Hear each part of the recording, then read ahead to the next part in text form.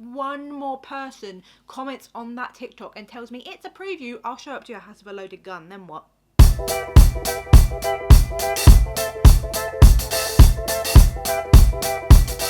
Hello guys, how are we doing today? So once again, a video I did not expect to be making. For this video in my social calendar, I basically had planned to do a semi-review and more just sort of like breakdown of the show itself. That ended up not happening because I had to leave the show before it even started. And if you follow me on other socials, whether that's TikTok, Instagram, and if you don't, you might have seen a video of mine pop up talking about the situation. As much as I tried to tell the situation as much info as possible in those posts, it has been hard on those platforms because it's short form, and I feel like you can't really have a good old natter, good old yap story time about the situation, you know what I mean? We are going to dive into the disaster that was the preview opening night of the Hunger Games on stage. As someone who was actually there but had to leave early because it was such a bad situation. If you're a Hunger Games fan, if you're a theatre fan, or if you are just a fan of pop culture in general, you have probably seen this story floating around this week because it's been quite a big one. I wouldn't say I'm a massive theatre fan. I like the odd show. I've been to the odd show. I actually did BTEC Performing Arts and then A-level drama, so I know like a basic amount, but I'm not a frequent theatre goer. But I am a huge fan of the Hunger Games film, and so when this show got announced, I was like, oh, I'm more intrigued to see how they are going to pull this off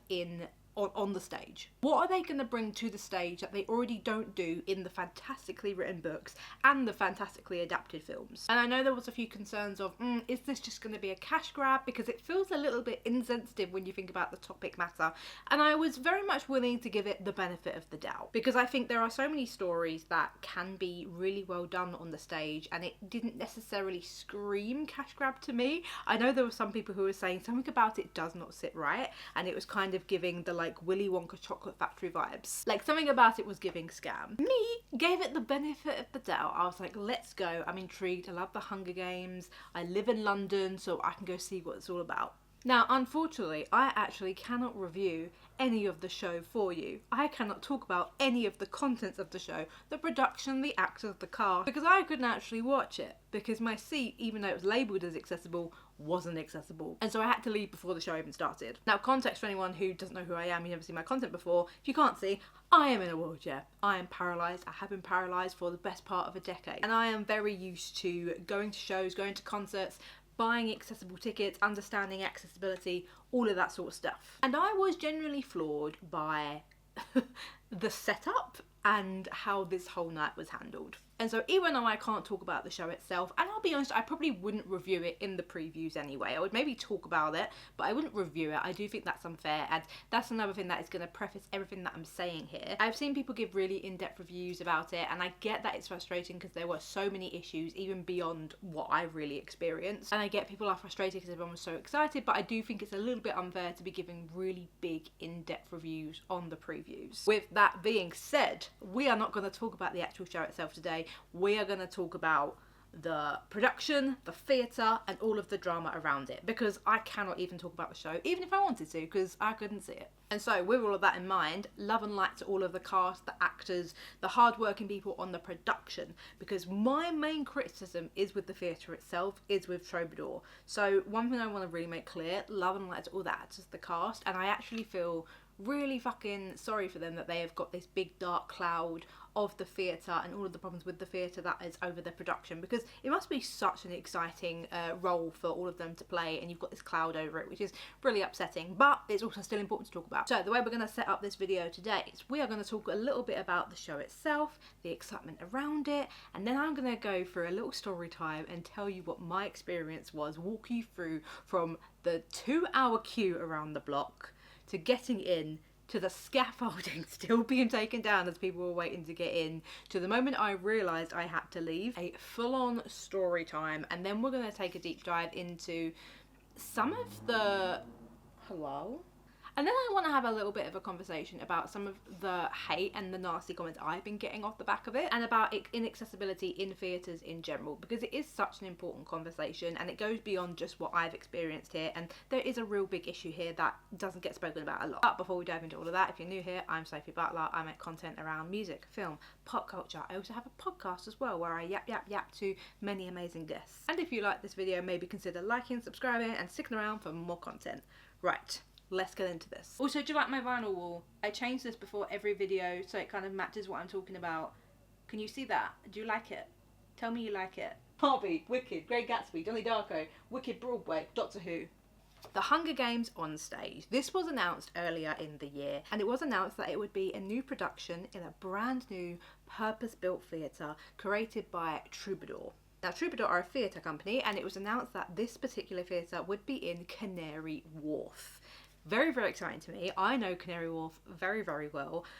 My gym is actually opposite the theatre, so I come here a lot.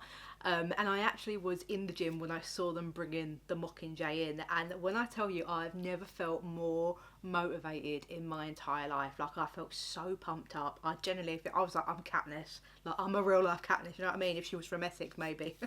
And I know there was a lot of discussion at the time when it was announced, being like, I hope that's a stylistic choice and not just unfortunate ignorance that it's set in Canary Wharf. And everyone was saying, oh, maybe it's a deliberate choice to have it set in Canary Wharf because Canary Wharf is the financial district, and you could kind of say it is the capital. And so it would be really interesting to have this play, which has all of the themes and all of the story that Hunger Games does, set in Canary Wharf itself. Over the months that follow, we kind of got drip-fed information via the Hunger Games on stage socials about who the cast would be, little bits about the theatre itself, but honestly a lot of it was kind of kept under wraps, and a lot of people didn't really know what to expect, other than that this was going to be a spectacle of a show. I know that we had seen clips of the cast rehearsing, and they were in harnesses and they were seemingly going to be jumping around the theatre. There was a lot of excitement, and when the tickets went live, I was so on it, guys. You don't even understand. I was running late for a work event and I got off the tube and immediately bought them. There were people who were buying tickets from all over the world to come to this, and when I went to the opening night as well, I heard I mean, it's London, so they might not have travelled in just for this, they might just happen to be here, but there were a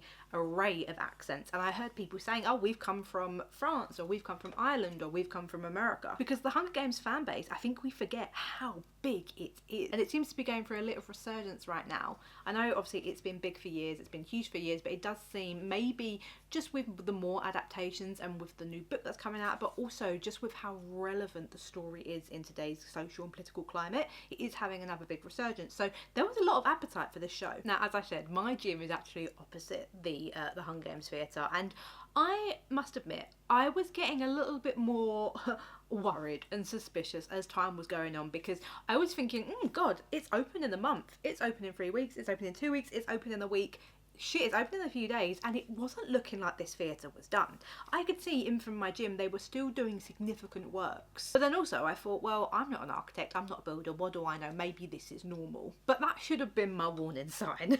And while there was a lot of excitement online, there was also a bit of a worry, and I know some people were comparing it to the Willy Wonka factory in Glasgow and saying something about this is giving scam, and I can't put my finger quite on what it was.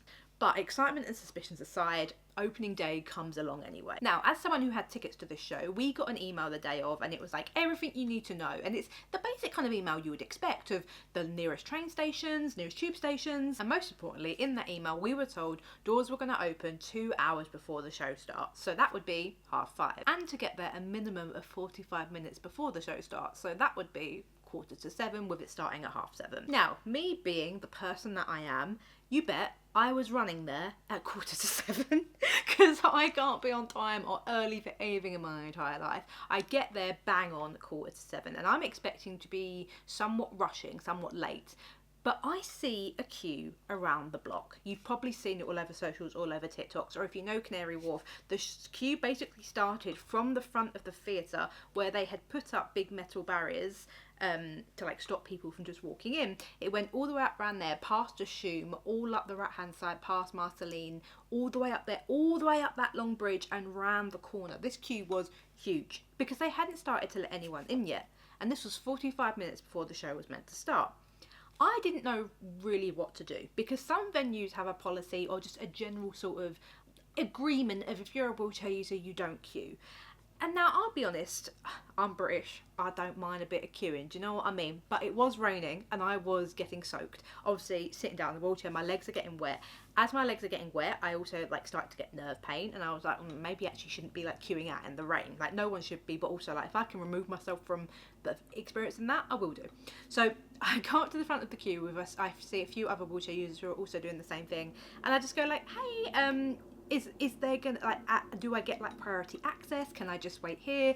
Just tell me what the dealio is, because if I can't, then I will go wait in a coffee shop somewhere and just come back at the very last minute. And they were like, yeah, it's fine, we're still working things out, they're running behind, but like wait here. I was like, okay, I'll hang on for a bit. And time just seems to go by and go by and go by, and we get no update. People are starting to get frustrated, and you're getting people who are coming from the back of the line, the middle of the line, a little bit further down from the front of the line, and just being like, hey, what's going on?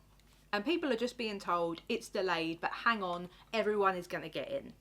And as I am waiting at the front of this queue, I can see that they are still doing work on the theatre. They were doing something, I don't know exactly what on the theatre, but they were drilling something into the front of the door, and I could see them still doing something with the scaffolding and having to rush putting away the ladders down as they were starting to let people in. Now, speaking of letting people in, they had started to let in some people who were maybe chronically ill or disabled and shouldn't be out in the rain or couldn't stand for too long. So a few people asked, hey, do you have any chairs that we can sit down on, because like we were told the doors would be open by this point and I can't stand for too long. At that point, they started to let a very small people, if you requested it, sit in the lobby, but you weren't allowed to go any further than that. And this was 10 minutes before the show was meant to start. I held out for as long as I could, and I thought, no, actually, I'm starting to get really wet out here. So I asked, can I go sit in the lobby? That's what I do. I make my way into the lobby, and then from there, I just got a bit of time to check out the merch store. If you guys were interested, I will leave the screenshot of how much the merch is and what there is on the screen. But even from in the lobby at that point, I just felt something feels bare. Like it feels bare in here. I know there's merch here, but I'm looking to the right of the merch and there is what I think will be a bar. But at that current point was completely empty. There was nothing on it, but it looked like it would be a bar one day. And so it was just me and a bunch of other people who couldn't stand for very long, who were then all waiting in the lobby. I will say the front of house looked so adorable. They had their little Mockingjay pins with their red and black uniform on, and they were really excited and really friendly. And I'll be honest, at that point they really helped keep the energy up. And I was like, do you know what? They're into it, I'm into it. Like, it's first night of previews, I expect there to be some delay, something going wrong, but as long as they've got faith, I've got faith. I buy a programme and I wait to be cooled down. One of the ladies, who is going to come up in the story later, but one of the ladies who's the front of house actually came up to me, she took a note of my name and just said, basically asked me what district I was sitting in, because that's another thing, the seating in the arena is labelled by district, which I thought was a really cool addition. Made note of that in a little notebook. She said, right, when we get the go ahead to go up, I'm going to come back and find you, so I make sure that you get in the lift. Oh, thank you so much, I really appreciate that. I'm waiting and I'm waiting and I'm waiting. Nothing seems to be moving.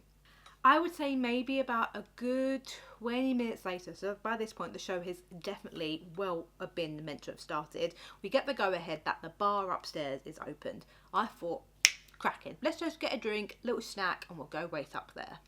They take me up in the lift, but as they say this, it's almost like everyone just sort of rushes, and at that point I realised there is one staircase to get nearly everyone in this venue up and down.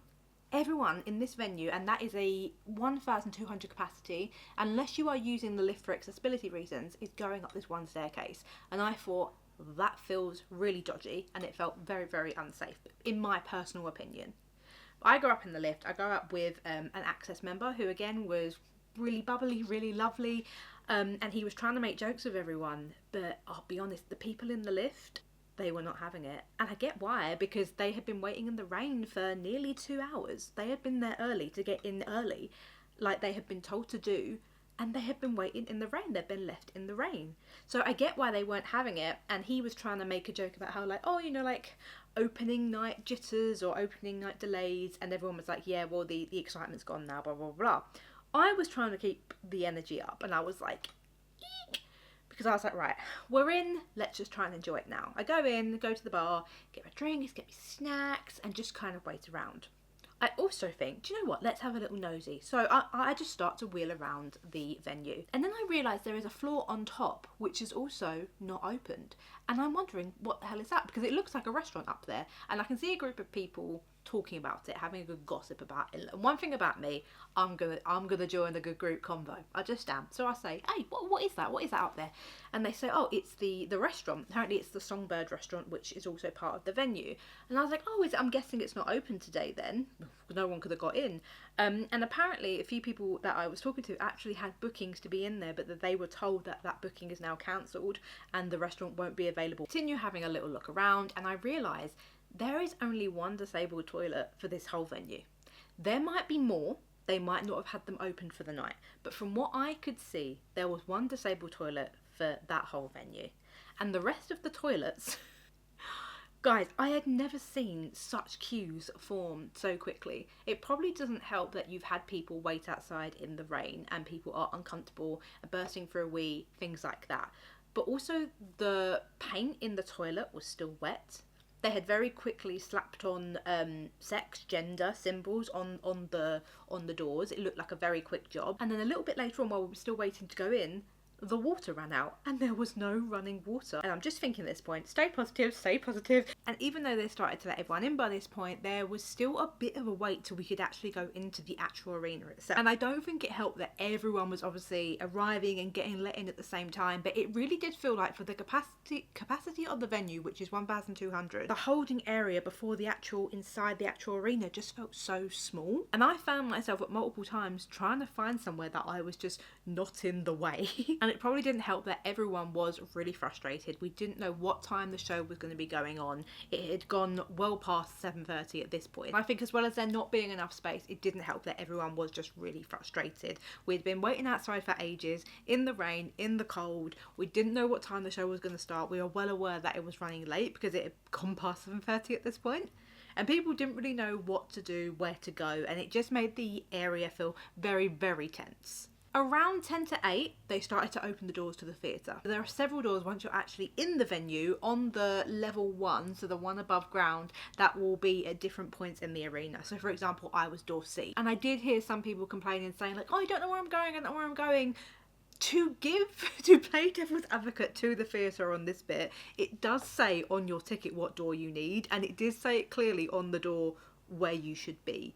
So I do think there was a little bit of personal responsibility. I will say there wasn't enough people around to be guiding people and funneling people, but also enough people weren't just doing the basic thing of like checking their ticket and checking what door they've got to be. So for example, door C, you had a load of people going through my door that needed like door A, for example. I go through door C, through the arena, and there is just a huge group of people there, and I'm like, huge group of people there. They're getting really, really irate, and all I hear, guys, I'm not joking, all I hear is, there is no District 3.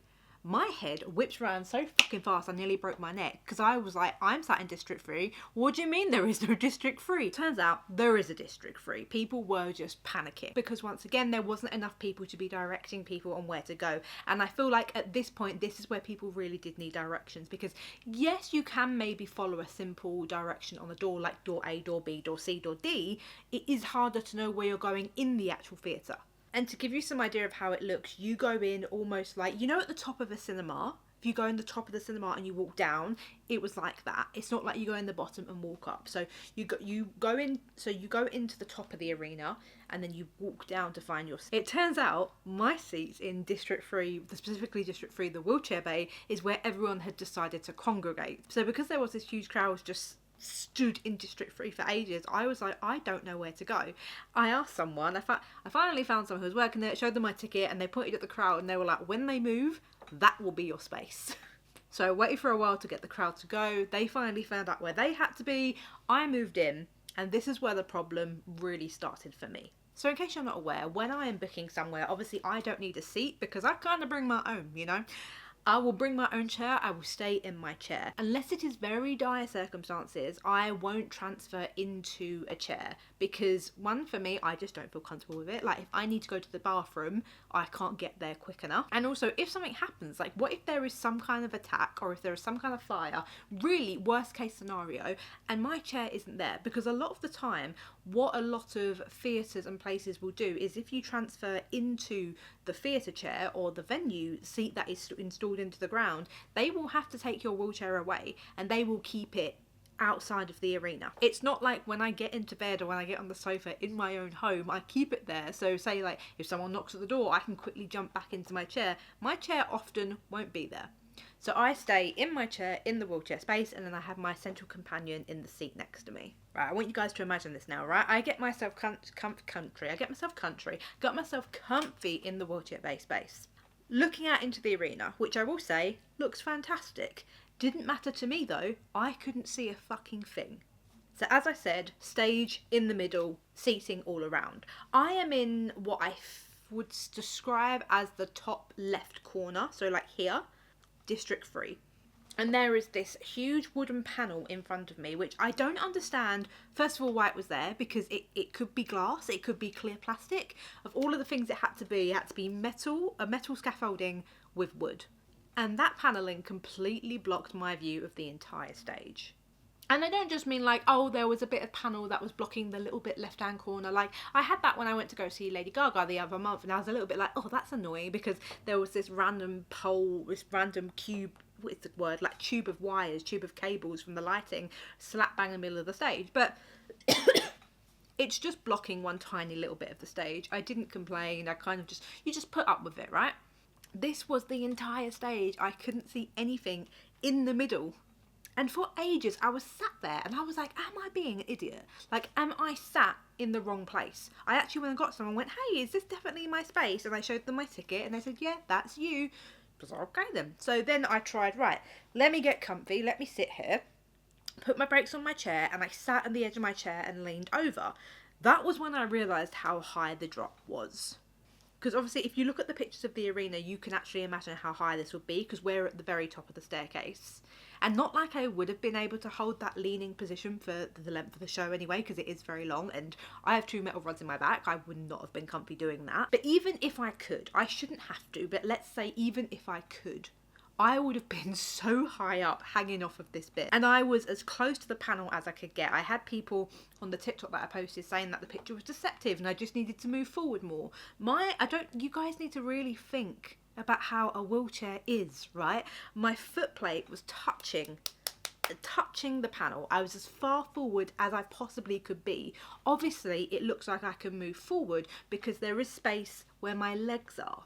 When you are standing up, of course, you are just straight and there is like positive space in front of you. When you are sat down in a wheelchair, that's not how the space works. And I cannot believe I actually had to explain and justify that to people who were saying that I was lying or that I was, you know, making the picture look a certain way. And I asked the people on my row who were sat in actual chairs, because they would have been like companions or like ambulatory disabled, I think. And I said, can you guys actually see the stage? And they were a little bit further down the thing. And they said, well, I have to kind of sit forward, but yeah, I can see. I was like, right, are you guys happy with your view? And they were like, oh, not really, but like, you know, whatever. And I was like, okay. I was like, I can't see anything. And I did happen to be on my own this night because my central companion couldn't make it. So I went and got someone and I just said, look, showed them a picture. And I said, I can't actually see the stage. The panic on this woman's face, I generally felt so bad for her, because I've been watching her run around all night and her face was just like, this poor lady. She goes, right, let me get you 1 minute. She was like, I don't really know what I can do about that right now, because like we're trying to get the show to start. I was like, yeah, I get that. I was like, but I can't see anything. So maybe we can move me somewhere and maybe we can flag it to maybe it's something that needs to be changed. Because I know this is the first night of previews, although I cannot understand why it wasn't flagged further when the venue would have had it like walk through. But they do find me in front of house member, and it was actually the lady who came up to me earlier in the night and took my name for the notebook. Again, she looked very stressed as well, and she was like, I'm going to take you down to the box office and we're going to see if we can get you moved, see what we can do. I was like, okay, brilliant, let's go do that. We get in the lift together. When I tell you, this woman was such a diamond. We just burst out laughing. Both of us burst out laughing in the lift because of the stress and how ridiculous everything was. And I think she was kind of like me in the sense of like, there were people who were generally kicking off and getting really annoyed. I couldn't help but laugh. Like, you know when you laugh awkwardly, and we both just got in this lift together and we both just burst out laughing. We were like, let go and let God. Do you know what I mean? Like, it is what it is. Like, what can you do at this point? But we go to the box office together, and I will say the box office as well, very, very helpful. I showed them the picture. I said, look, explained the situation. I said, I can't see. I have to stay in my wheelchair. I can't do a transfer. What's the dealio? Because there were quite a few wheelchair users that night, but I think they were transferring into their seat, which I know from what I've seen on socials, there were quite a few wheelchair users who were not happy about that, because for the reasons that I listed before. Like, it's not comfortable, you don't feel safe, and it does feel like you're having your independence taken away from you when you have to do that. As I said, the box office very helpful. They look for somewhere else, like an available space for me to go, even like looking at potentially doing a transfer as well. There just weren't any available. And they did say as well, we also can't guarantee that you won't have the same problem at the wheelchair bay, because it's not, I think it was the same problem at the other wheelchair bays as well. And that is something that I will say I was apprehensive of. If I can find my old tweet, I will put it up. But I remember tweeting all the way back when the staging design was announced. I thought it was a choice to only have as little wheelchair spaces as they did. Given how state-of-the-art the venue is, apparently, and given how new it was, and given that it was purpose-built, and also the size of it, there being, I think there is like less than 10 wheelchair spaces does not sit right with me. And I remember thinking that when they announced it. And in hindsight, that should have been my massive red flag. And so the box office basically just said to me, look, there's nowhere else to stay. You can either stay in that space, which I know is not suitable, I know it's not good enough, or I can get you a refund. And by that point, I think it had been about an hour and a half after the show was meant to have started. And I just thought, I kind of just want to leave. You know, like when it's getting to a point where you're like, if I stay, I'm going to have to put up with this. Whereas if I leave, I can maybe leave and come back when things were better, was what I was thinking at that point. And at that point, I kind of just wanted to leave, and like, I wanted to get a big bowl of pasta, you know, and go home. So that is what I did. I just said, look, I will have a refund. And they did it like that. They were so quick. They were so on it. And the lady who I'd been laughing with in the lift escorted me out. And this is like what really broke my heart. I mean, I was disappointed in general, but the thing is, guys, I have experienced things like this before. Not this specifically. This is particularly disappointing given the new nature of the theatre, but I'm not a stranger to inaccessibility. I'm not a stranger to being disappointed. I'm not a stranger to ableism, whether intentional or unintentional, or whether infrastructure or from people. So I was disappointed, but I was kind of a little bit like, yeah, that's the reality of being a woman. But I think for this woman, I don't know whether it's because, I think it was a combination of the stress of the night, and there was clearly a lot of things about her job that was very stressful that night, and from just how disappointed and shocked she was at watching me go through that, and watching me have to accept that is a decision I have to make. She actually cried in front of me, and it was horrible watching this person cry in front of me, but it also was really affirming to me to be like, yeah, this is really shitty actually, because I'll be honest, like being a wheelchair user, being a disabled person, like if you guys are, you'll know, you can so often go through things like this that you get desensitized to it. And I think in a way it was kind of nice to see someone express some kind of emotion that like this was not okay, like this was not on, and you shouldn't have to experience this. But we had a bit of a chat. She gave me a hug. She's really sweet. She went back in. I went and called one of my mates, and I was like, you'll never guess what just fucking happened. I was having a right rant outside the theatre. But that is where my experience of the Hunger Games ends, because I just had to go home. From what I heard, the show did start. It was late, and there was a sickness in the cast, a very last minute one, and I think that might have contributed to the lateness of that night. I'm not entirely sure how much it would have contributed, because from my perspective of someone who was there, right, it did feel like they were rushing around trying to get the venue to a suitable level. I might be wrong, but just from what I was picking up from the vibes of the venue, it felt like it was a combination of things, that it wasn't just the sickness. Love and light and support to all of that cast member. I heard that apparently the understudy dealt with it really well, and you actually wouldn't notice it. As I say, I'm not here to comment on their performance or the way they dealt with it, because one, I didn't see it, and two, it's a preview, so I do have more grace for that. But that brings me on to my next point. In the TikTok that I made, because I did make a TikTok about this when I was literally leaving the theatre, I was wheeling away from it, and I was really emotional. I was really pissed off that I missed this show that I was really excited to see. And I just explained the situation very briefly. And I had a load of people obviously be like, that's horrendous for a new purpose-built theatre, that's not on, blah, blah, blah, blah. And people were calling it out for what it was, which is ableism, whether intentional or unintentional. I think this is what happens when, one, you don't have disabled people on your team, and two, I think it's what happens when you treat accessibility as a box-ticking exercise, because the theatre has to be accessible under the Equality Act. It is a brand new theatre. So under the Equality Act of 2010, it has to be accessible. And for all intents and purposes, up until the view, it is, because you have the accessible entrance, you have the lift, you have the toilet, you have all of that stuff. But there is a massive difference between having the box ticking of a wheelchair bay to thinking about the experience of, okay, how is it going to be for the wheelchair user experiencing this show? And I'll give you one example where I feel like a venue, just from my experience, I felt that difference. So I don't know if you guys have ever been to BST Hyde Park. It's a festival that happens every summer here in London. It's really, really cool. Like every weekend throughout the summer they have different performances. Like last year, who did I see last year? Sabrina Carpenter, for example, last year. And the year before that saw Lana Del Rey. And at most concerts and festivals you will have a raised viewing platform. Now at BST Hyde Park I felt like it was really well done because the viewing platform had a really good view, and it is thought about really well in terms of like how you would navigate that, in terms of like keeping it close to the toilets, and also that like you were still getting a good view of the performance on the stage.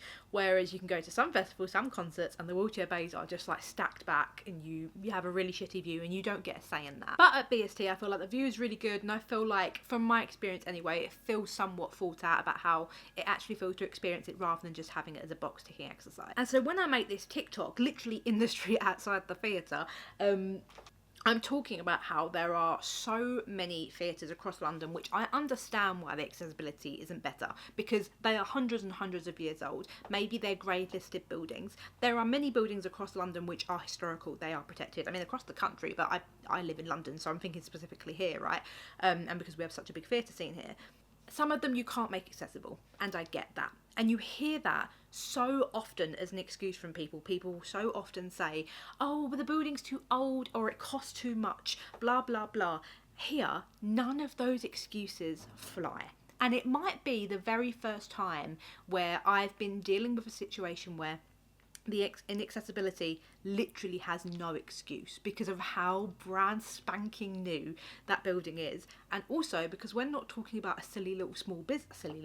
That's really offensive, sorry, I didn't mean it like that, but we're not talking about some little small business that doesn't have a budget. We're talking about a big multi-million-dollar production. They have got enough money to pump into this to have cast fly up. You've got set pieces that are suspended, there's fire, the actual seats, I mean, this is kind of somewhat of a spoiler, but also not, because it's all over social media. Some of the seats in the auditorium themselves actually moved to match the production, you know? So much money and thought has been pumped into every aspect of this except the accessibility. And that is just what is so disappointing. And I still had people in my comment section defending the theatre. Defending, like they get paid to, saying things like, it's the previews, it's the previews, it's the previews. I swear to God, if one more person comments on that TikTok and tells me it's a preview, I'll show up to your house with a loaded gun. Then what? Then what? I will show up to your house with a loaded gun. I won't, because one, violence isn't the answer, and two, I'm British. I wouldn't even know where to get one. But it was just so frustrating, and this is such another layer of the disabled experience, is you will experience these things that are horrible, and you have to manage not only your expectations, you will have to manage your responses to things, you have to manage all of your emotions, yet you will have someone turn around and be like, actually, it's a preview, and they'll make all of these excuses, and you kind of just want to say, guys, can we just sit back and say that this is shit? There's not an excuse for it. And I don't understand why it's so hard to get some people to just admit that there's been a fuck up and support disabled people. It feels like it's really impossible to get some people to care about other people's experiences. Because the truth is, it being the previews is not an excuse. The preview period, yes, you do expect there to be some more problems and things to be ironed out. Like, for example, maybe rearranging stage directions, or to test tech issues with big set pieces and stuff like that. Or maybe shortening down the script, taking out certain scenes, things like that. Not things like the basic infrastructure, because things like that are a lot harder to solve, and all of that should have been sorted before any patron, before any customer had stepped foot through the door. There's just absolutely no excuse for it, and it really has been so disheartening in the last few days to see so many people try and defend it for that reason. As I said, I wouldn't personally review the show in its preview period, because I think that is somewhat unfair. I would maybe go again after opening night and then put my thoughts together from there. But this isn't about the production. This is not about the cast. It's not about the crew. This is about the infrastructure of the building and the fact that Troubadour have failed here. And I do think it is a little bit of an extra sting because of the story that is being told. This is the Hunger Games. This is a story about fascism and inequality. And at the very show you're putting on, you have a group of people which are being discriminated against, whether intentionally or unintentionally. And I think if Suzanne Collins knew about this, I think she would be very disgusted and very, very upset. I hope everyone would be. Something else I've noticed in the comment sections of those posts as well have been people saying, well, you got a refund.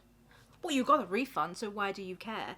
I care because I didn't want a refund. I wanted to watch the show. Like, I think that's something that people also forget as well, is people kind of don't seem to respect disabled people's time in the way that they respect able-bodied people's and non-disabled people's time. Because for you to go out for a theatre show, right, first of all, you've had to buy the tickets, you've put the money into buying the tickets, you've had to organise that time, you've had to travel there, you've been looking forward to it for months. And something that I do find frequently is that there are non-disabled people in droves who kind of expect disabled people to accept things and be okay with things that they would never be okay with happening to them. If they had suddenly got to the theatre and once they got to their seat they had said, oh actually no, this seat is broken, there's nowhere else for you to sit, you're just going to have to go home, you wouldn't be happy with just getting your money back, would you? Realistically, you can say that you would be to try and prove me wrong, but you wouldn't be. You would be very disappointed. And not even just in this scenario, but in multiple scenarios, I don't understand why people seem to think it's okay that disabled people's time and energy and efforts and passions aren't respected in the way that non-disabled people's are. Because as I said, I wanted this to be a review talking about this amazing show from this franchise that I really, really love. I didn't want to be able to make a video which has got so much like controversy and stuff around it. I wanted to be able to rave about this and be like, this is so good, this purpose-built theatre, it's incredible, go for it. And I think particularly more so when it comes to things which are leisure, which are of the arts, because there does seem to be this stereotype that disabled people don't leave the house for anything other than appointments and maybe work if they're really good. Do you know what I mean? It's like that tweet where it's like, I'm gonna post it on the screen here, but when it's like, we're disabled, Daniel, not werewolf, something like that. But the truth is that like disabled people love the arts, disabled people love culture and music and film and all of these events just as much as non-disabled people do, and they deserve to have just as much access and enjoyment and excitement for it. And it's so upsetting to every time I go to something, especially if it's somewhere new, to be so nervous of like, God, I hope this is a good experience, when I should just be excited about the night ahead. And I think particularly with theatre, because as I said, look, I'm not a theatre expert, but just from my experiences of what my interactions with people who are really into theatre and from the theatres that I have been in, it does feel very exclusionary. I think a lot of the arts does, not just for disabled people, but also for working class people and also for people of colour. The arts has always been somewhat exclusionary. Maybe that is a specifically British experience because we do have a very rugged class system in this country, which, you know, dates back centuries and centuries. But the truth is that not only disabled people enjoy the arts just as much as anyone else, our stories contribute so much to the arts. I mean, look at the Hunger Games itself. There is so much, especially if you read the books, and I don't want to spoil what I know is eventually in the play that I didn't get to see, but disability is a part of that story. And this is where you start to see the wider picture of disabled people's stories not being told, because if this is what it's like just trying to be a paying customer, can you imagine what it's like trying to be a disabled creative, trying to get your story told, whether you are an actor, a singer, a writer, a playwright, a director, a producer?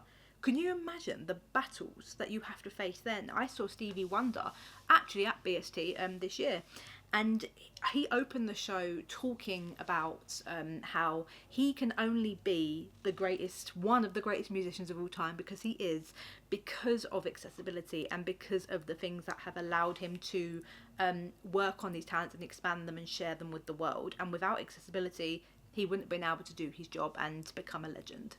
And also as well, I will always remind everyone that you can become disabled at any moment. So when I was reading through, and when I'm reading through any comment section of mine where it's got comments that are completely devoid of empathy and just really, really fucking horrible about disability in particular, I always just think you can become disabled at any time. I became disabled at 21. I never expected I would become disabled. And I was quite naive before I became disabled about the realities of accessibility. And I learnt the hard way, you know? And a lot of you will as well, you know, whether you become disabled like me through a trauma or an injury, or whether you just age naturally. At some point you will need more support and more accessibility over your lifetime. And it shouldn't be the only reason that you want to fight for accessibility, because there are disabled people like me who are alive and well today who need and deserve the support, and that should be enough to do it anyway. But for some people it's not. And you do have to remind people that you can become disabled tomorrow. But in relation to theatre specifically, I think this is why this case is just so disappointing more than anything, because there is so many problems with inaccessibility in the theatre, both as a customer and as a creative. And I think Troubadour had a really good opportunity here to kind of lead the charge and show what accessibility is possible when you're not working with the massive constraints of a historical building, of a listed building. And instead of doing that, and instead of making accessibility so seamlessly woven into the experience, they completely dropped the ball on it. They completely dropped the ball. And I don't know whether they did, because I couldn't find anything about them hiring an accessibility consultant, but that doesn't necessarily mean that there wasn't one. But I couldn't see anything about them hiring an accessibility consultant.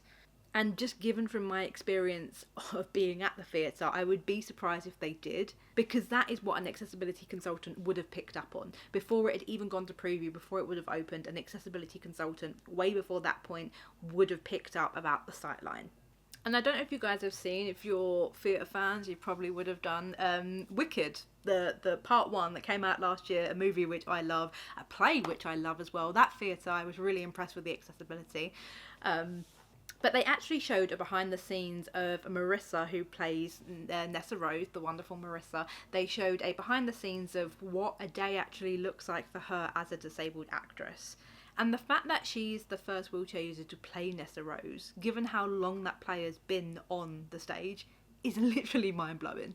And for me, it just means so much to see her in that role. It really does. But they showed this behind the scenes of her literally going to and from the studios each day in the black cab with the ramp. They showed how they've made her trailer accessible. They talk about, you know, working on the set and things like that. And it just goes to show you can do it, especially when you have the money. Which I understand there are constraints of graded buildings, there are constraints of smaller productions and small businesses and things like that, but we're not talking about those things here. And they're excuses which in this scenario just do not fly. And I think given how much the arts really are dying right now, mainly because they're not being supported in the way that they deserve, and no one deserves to be left behind in the arts, but definitely not in a time where we are fighting tooth and claw to hold on to the arts.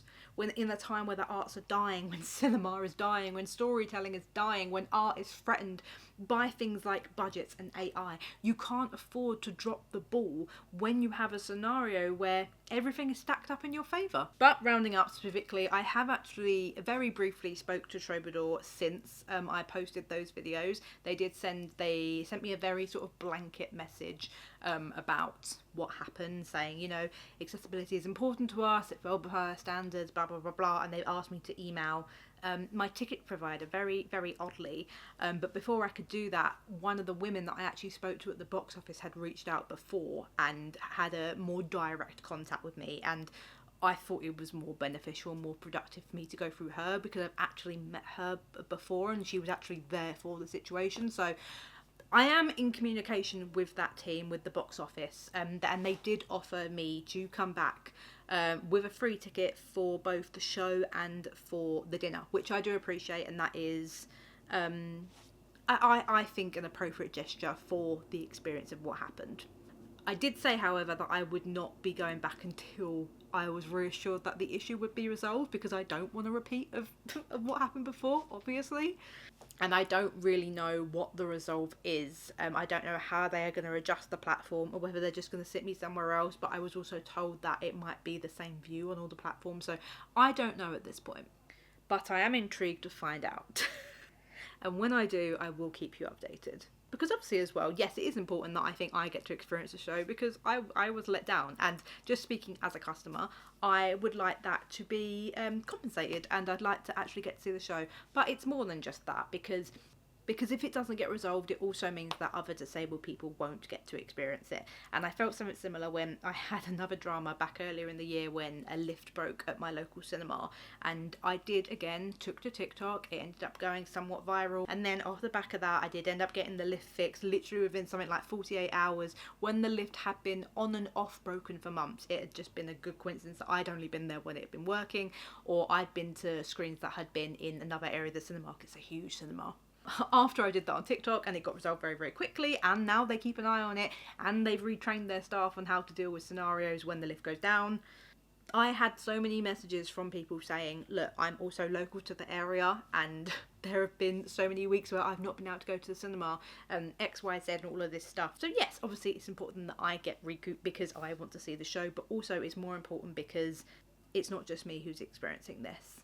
There is a whole other community of people who will miss out if this is not addressed. And it's really shitty that I'm the one who has to sit there and read through all these comments, which are like, some of them are just quite personally mean, but also if it means that other people don't miss out, then that makes it absolutely worth it. But that was my experience with the mess that was the Hunger Games on stage. I really hope that I can go and have a better experience and actually get to see this wonderful cast and crew at work and put on an incredible show, because I've heard good things. As I said, this is not a comment on the crew and the cast and the actual show at all, really. And I hope that maybe in a few weeks' time I can take you along to the show with me and tell you how that is instead. And that will be a much more joyous conversation. But I feel like I've ranted and raved and spouted off. I can't even remember what I've said at this point, so I'm going to sign off from here. You guys know the drill. If you like this video, if you want to see more content like this, or maybe listen to my podcast, don't forget to like, subscribe, all that good YouTube stuff, and I will see you in the next video.